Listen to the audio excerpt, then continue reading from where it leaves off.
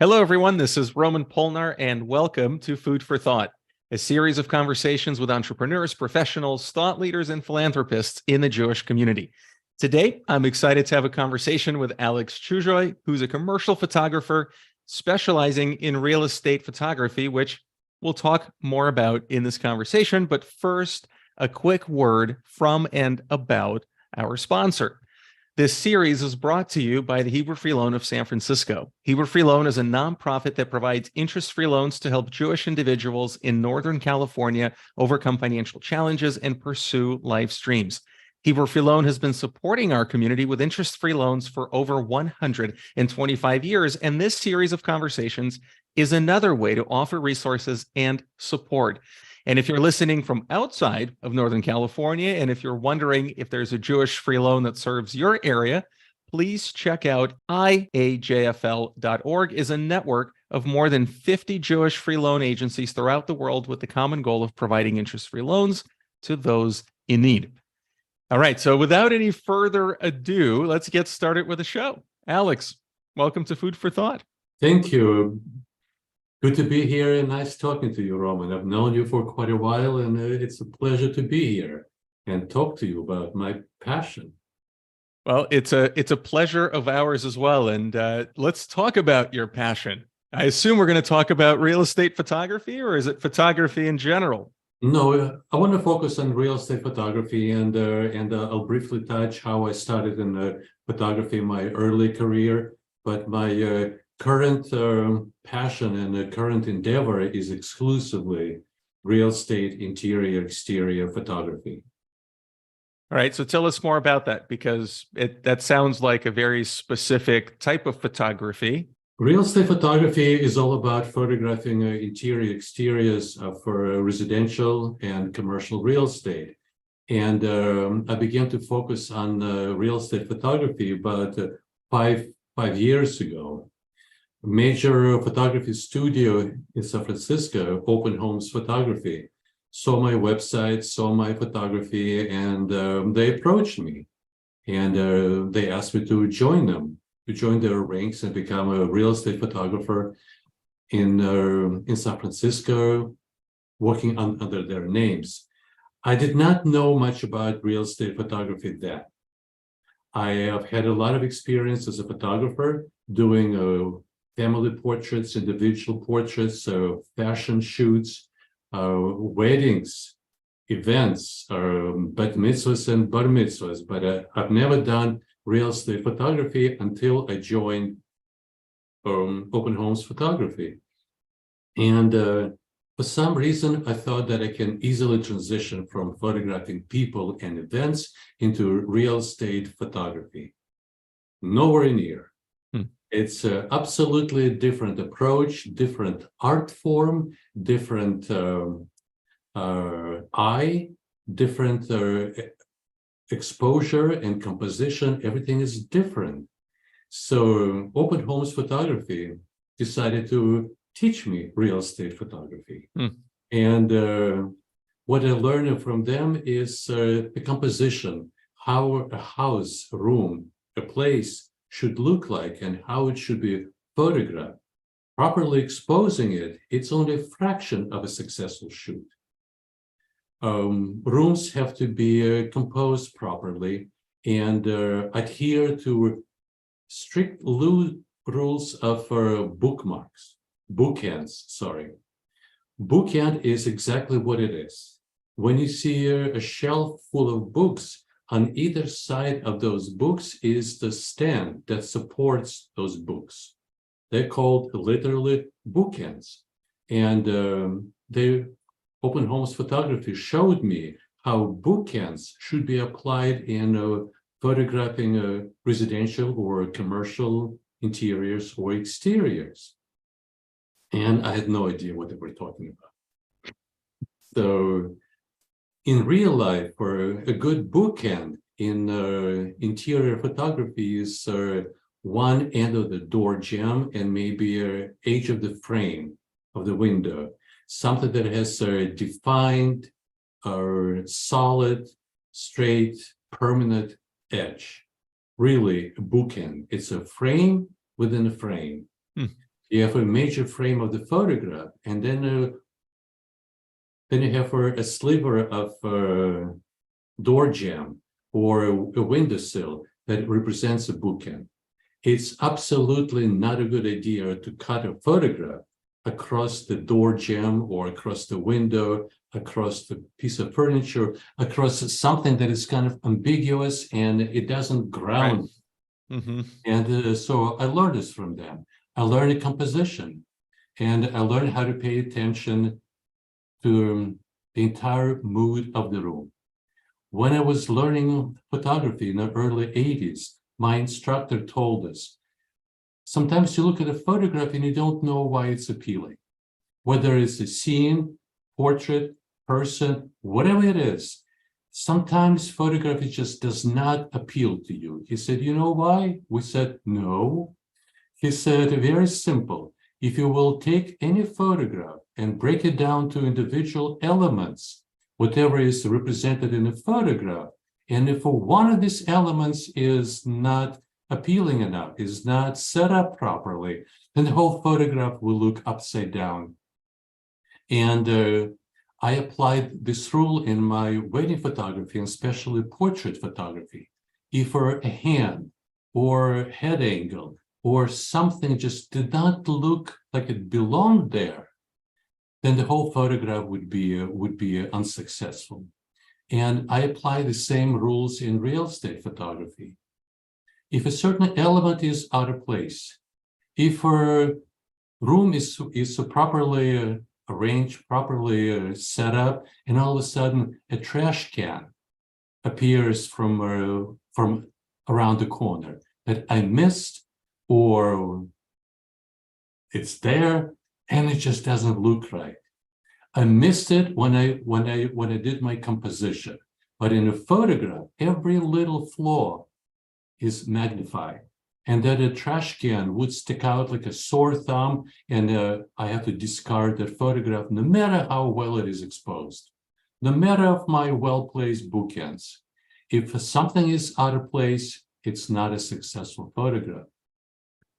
So as I've been listening to you describe, the composition and how to structure it right and frame it right and balance it right, like in the back of my mind, I just kept like thinking back to what you said in the beginning, that you used to do a lot of like bar mitzvahs and bat mitzvahs and family photos. And I'm thinking back to every bar mitzvah and bat mitzvah or family occasion that I've been to.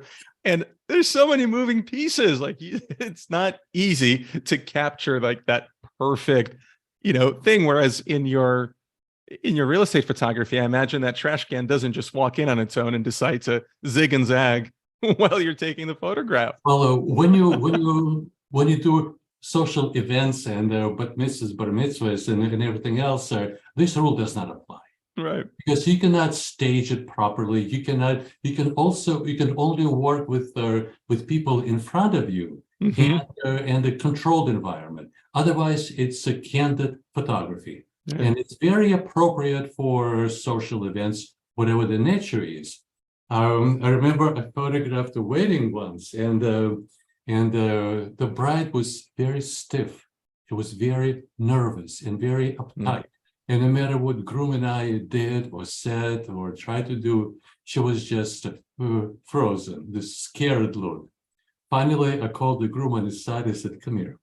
I tell you what, this is my last resort. On the count of 3, I want you to give her a slight pinch on the butt and evoke some emotions from her and just see what happens. If nothing happens, then we'll throw this photograph away. No big deal. He said, oh, what a great idea. I got it. And so I posed them, the hands and the look and the face and the emotions. And then I said, 1, 2, 3. He slightly pinched her in the butt. Her expression was absolutely priceless.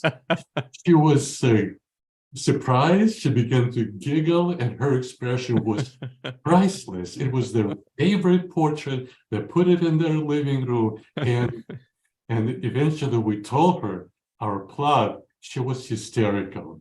So sometimes it's uncontrollable. What a great story. Thank you. In real estate, interior, exterior photography, everything is controlled. Right. 100%, except some occasional oops, mistakes, oversight, just like this trash can. Sometimes I'm on a shoot. I am focused on composition. I'm focused on properly exposing interior, exterior, and sometimes I just overlook the trash can or a roll of toilet paper where it's not supposed to be, or Article A or Article B. It happens. It happens not that often. I've gotten much better over the years, but sometimes it's like, oh, how could I forget it? So I'm working with a very talented group of post-production real estate editors. They can retouch them.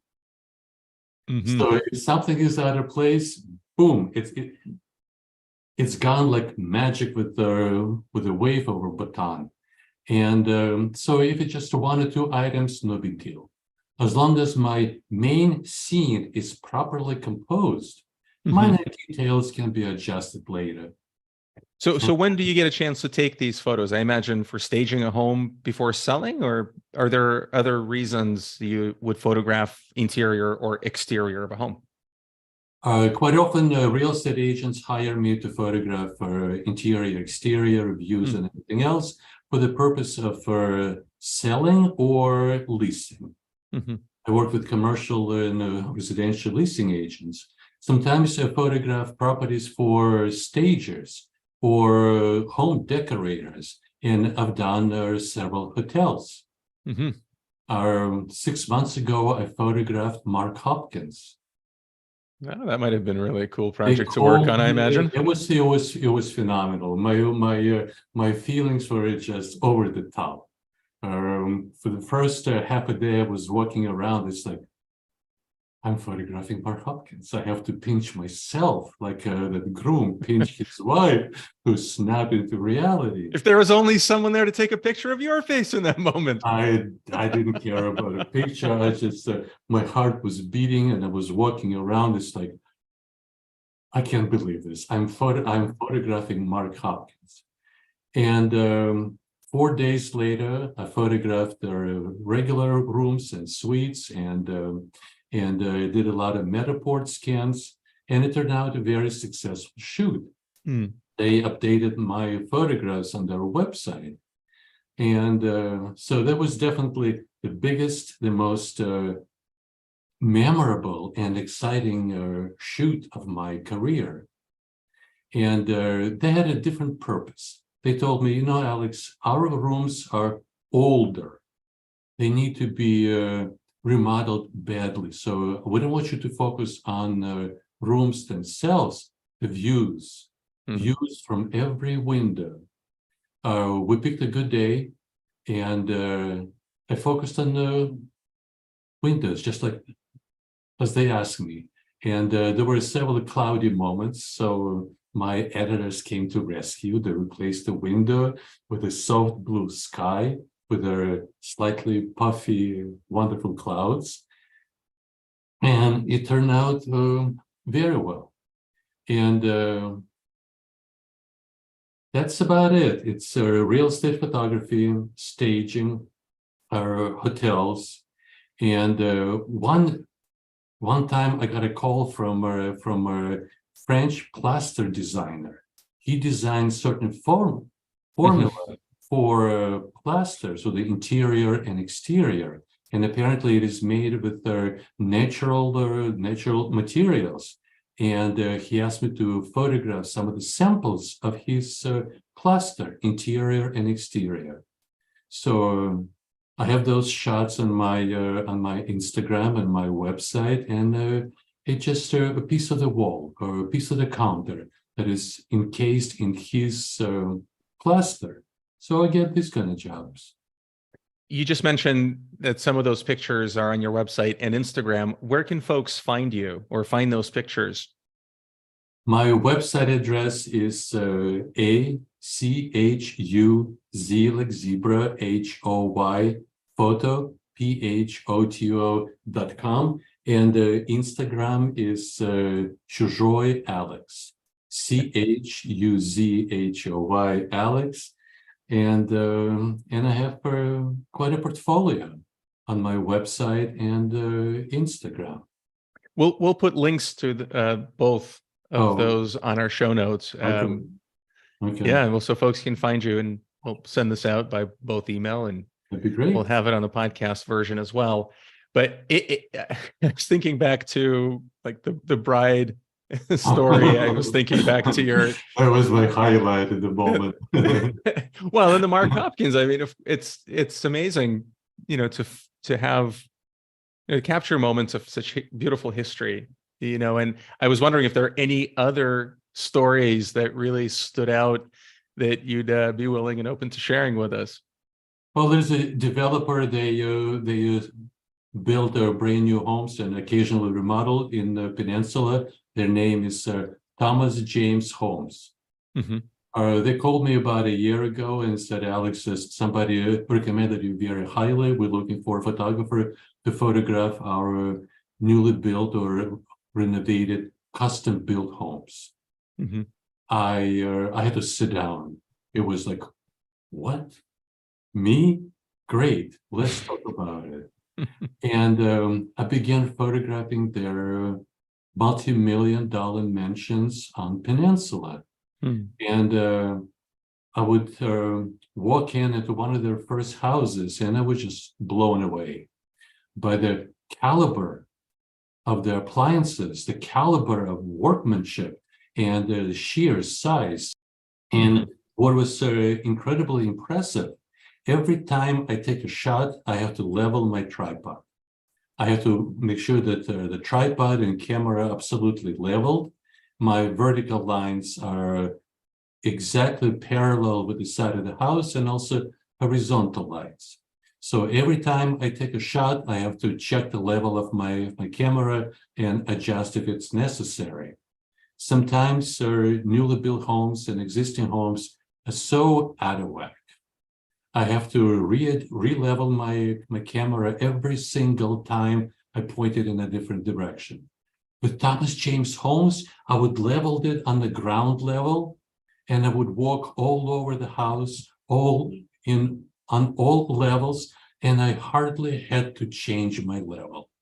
That was a testament to true workmanship and somebody who cares about what they do. They're builders, absolutely superb. Designer can design a house, this is only half the job. And there are builders, their crew have to build a house so it's absolutely plumb and square and level. And their homes are superbly well built, not just designed. So there was another very satisfying moment in my real estate photography, photographing Thomas James Homes. Do you have any tips, quick tips for all of us amateur photographers, whether it's for still spaces and places or fast moving objects like children? I'm not a specialist on fast moving children anymore. I focus on stationary and solid as a house.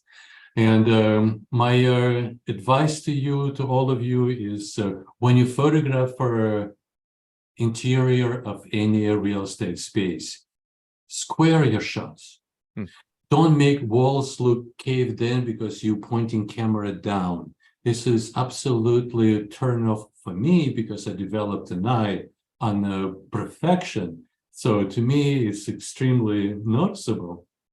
But a lot of amateur photographers don't pay attention to vertical lines or being straight on. They angle either too high looking down or looking up, and it shifts perspective of vertical lines and sides of the rooms. And if you don't know it, you don't pay attention. But the moment you know it, the moment you realize that some of the rooms look like this, or like this, you'll never miss it again.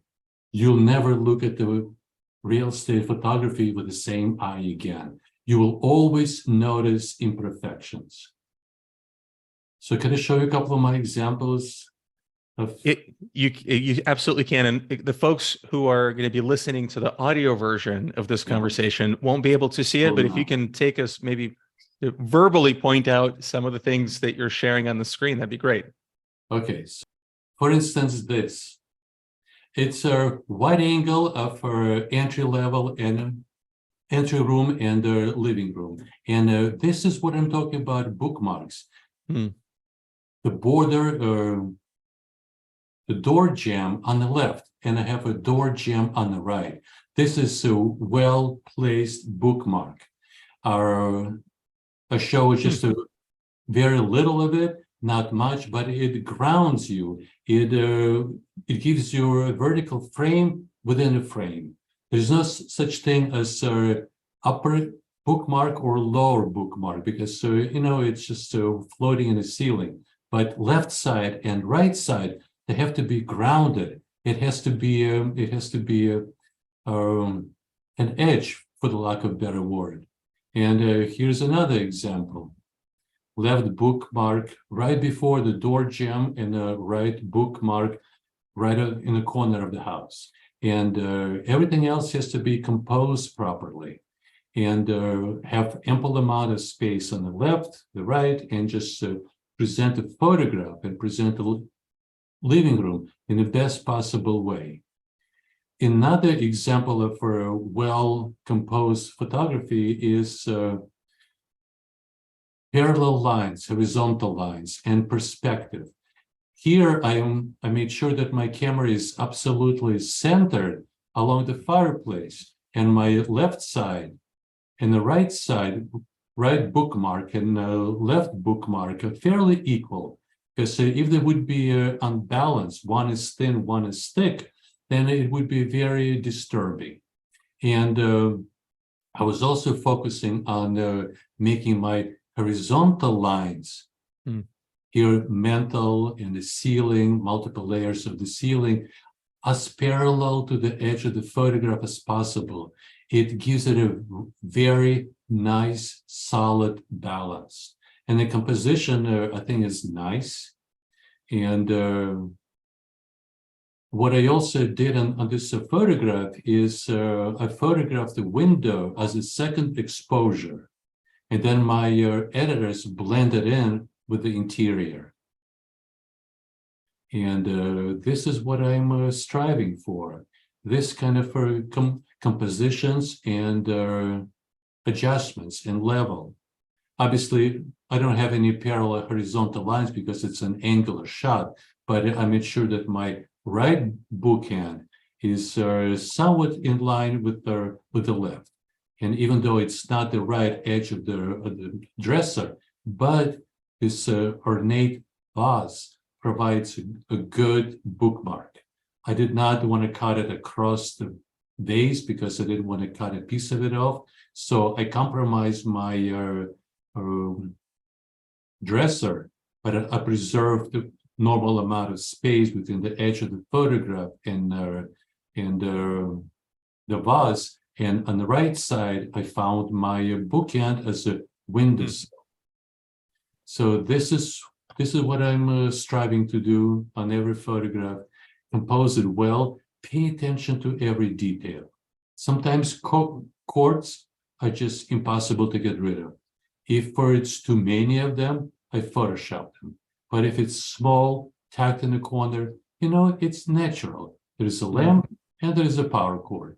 So it did not bother me. Overall, I'm fairly pleased with this photograph. Well, unfortunately, folks who are listening to the audio version can't see these beautiful pictures, but they are absolutely beautiful. And as an amateur photographer, I really appreciate this new lesson for me to bookmark my shots on both right and the left sides. That's very, very, very good tips. Then thank you. Thank you. And I would say that this is also making me want to remodel our home because these are some really beautiful pictures. Okay. Call Thomas James Holmes. No, just kidding. Right. This talk is about you, not about Thomas J. Holmes. I know, yes, they do get a shameless plug. But I'm so grateful to them. And here's another example of what I like to do. I like to focus on their small, decorative, interesting fine detail. This is the original piece from over 100 years ago. And I just wanted to feature it for this photography shoot. And it's just beautiful, contrasty, clean. I'm looking for clean lines as often as I can find them. And this was a good shot. Well, I really appreciate you sharing some of these with us. And speaking of history, I'd love to pivot a little bit and have us talk about your history with Heber Filon, if you're open to tell us a little bit about it. Absolutely. So in the early 80s, I went to a community college in San Francisco, and I thought I want to follow the steps of my father and become an electronics technician. But along the way, I came across a course in black and white photography. And a couple of friends of mine and I decided to take it. It's like, oh, this sounds interesting. So I took a course for black and white photography, and the rest is history. That's when I realized that I like it. And where did it take you from there? I ended up taking more than just one course of black and white photography. I took a lot of composition courses, exposure, development, darkroom process, and people photography. And after a couple of years, I decided that, I think I want to make it my profession. I think I want to become a photographer. So I contacted one local photographer. He was well known for wedding photography. And I called him and I said, I told him who I am, what I've done, what I want to do, my passion. He said, normally I don't do this. I get a lot of phone calls, but I hear passion in your voice, and I see it in you. Let's meet. And we met and we talked, and he said, tell you what, I'll make you an offer. I like you. I want to teach you wedding photography. And what I'll teach you, you'll never learn in college. You'll never learn in school. So I'm offering you to assist me for 6 months without pay. You will tag along on all of my weddings. Every wedding I do, as many as you can do. And carry my gear, set up my gear, just be my assistant. Do everything I tell you to do. Along the way, I'll explain what are we doing, why are we doing it. I'll teach you loads of useful understanding and insight of photography and how to become a photographer. And I want you to assist me for 6 months without pay. After 6 months, if you still want to do it, I'll hire you and I'll pay you well. And furthermore, if you will get your own gig, just let me know in advance and you can borrow all of my equipment. And but I want your commitment for 2 years afterwards. And we just did a handshake. In the 80s, there were not too many disclosures and contracts and attorneys and long contracts. We just did a handshake agreement. We put some basic facts on the paper. He signed, I signed, he shook my hand. Alex, welcome to Hoyland Photography. And this is how I started. Wow, it's beautiful. And I assisted him for 6 months diligently. He was very pleased with what I did, and he gladly hired me after my initial 6 months tenure. And he paid me well. He was very flexible with me. And a couple of times I had to borrow his equipment to do my photography events. He had no problems. And so this is how I started. And even beyond a 2-year term, we retained our friendship. And once in a while, he would call me, Alex, I need help on such and such a weekend. Can you help me? Ralph, for you, anything. And I realized that I need my own equipment. I need my own gear. And this is when I contacted Heber Filon. I think it was back in 1985. and I asked for a business loan. And I went through the process and approvals and interviews, and they gave me a loan, enough to buy my own equipment. That's amazing. That's how I started. And I repaid that loan on time, and then I had to borrow one more time, maybe 6 years ago, and I get another loan. And repaid that. And recently, when I decided to completely upgrade my gearbox, I took yet a third loan. So right now I'm in the middle of my third loan, and so I'm nothing but grateful to Hebrew Free Loan and everybody.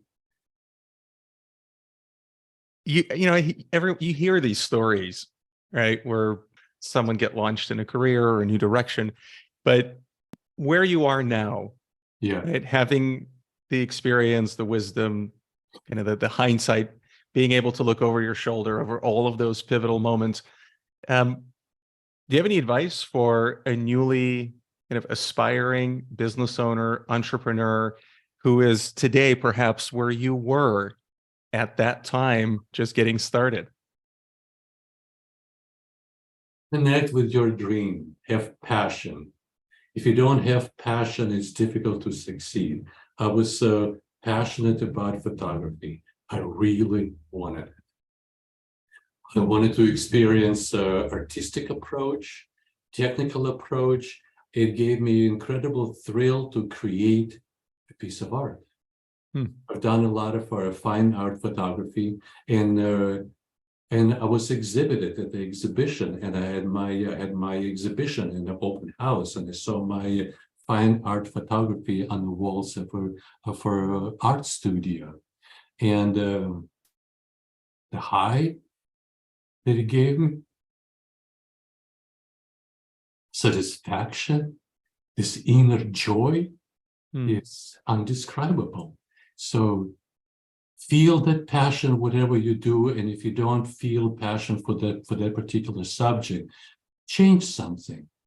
Passion will propel you forward and will help you to succeed.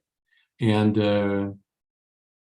financial rewards are important, but most importantly, passion will feed your occupation and business, and financial rewards will come. Just look around and look in the mirror and ask yourself if it makes you passionate about this subject. If baking pizza is your passion, for crying out loud, then become a pizza baker. If arranging flowers makes you whole inside, then follow that dream. I get it, money is important. Frankly, this is why I got out of photography in the 90s, because I wasn't making enough money, and film photography began to disappear, and digital was becoming a fad. And I looked into digital photography, and it was awfully expensive, and the quality was terrible, and I couldn't afford to buy a digital camera, so I gave up photography. I sold my professional film camera, and I became a real estate agent. And for about 20 years, I was working as a realtor and a mortgage broker for over 20 years. And 5 years ago, I just couldn't take it anymore. And I walked away from real estate and mortgages. And I became a house dad, taking care of my young child. And after about a year of that gig, I looked around and said, no, there is more to me than just being a house dad. And photography. And I began to research and look into photography, and this is how I decided to become a real estate photography. Why? Because I was a realtor, and I thought to myself, I was a good photographer, I was a good realtor, I'm going to be a good real estate agent. Full circle. But I was wrong. I knew nothing about real estate photography until open homes photography kind of smacked me across the head. No, Alex, this is not how we do it. Well, these are beautiful reminders to start with passion, lead with passion, follow our passion, but also hard work, it sounds like, is a very big part of your experience, and lending a helping hand when you're able to, and when you're not, asking for help is something that is essential. Essential, absolutely. And I'm very grateful to Hebrew Free Loan for extending this helping hand and allowing me several times during my photography career to reinvent myself, to start to begin with in the 80s and enhance my equipment. And then 3 years ago, I got another loan and I bought extremely powerful and flexible camera that allows me to do whatever I need to do in real estate photography. Alex, it's good to have you back in the seat that you're so passionate about. As we come to a close, I just want to let everybody know that we've been talking with Alex Chujoy, who's a commercial photographer who passionately specializes in real estate photography. So if you're a real estate broker, a developer, or a hotel owner who wants to make your spaces look good in photos, well, now you know who to call. Thank you. And so on behalf of Hebrew Free Loan and the Business Circle, Alex, I just want to, again, thank you for taking the time and sharing your personal journey and some of these very important, emotional, real stories from your life. And I also want to thank all of our listeners and our supporters. Thank you so much. And we will talk again soon. Pleasure is mine. Roman, thank you for this opportunity. I appreciate it. Thank you, Alex. Be well, everybody.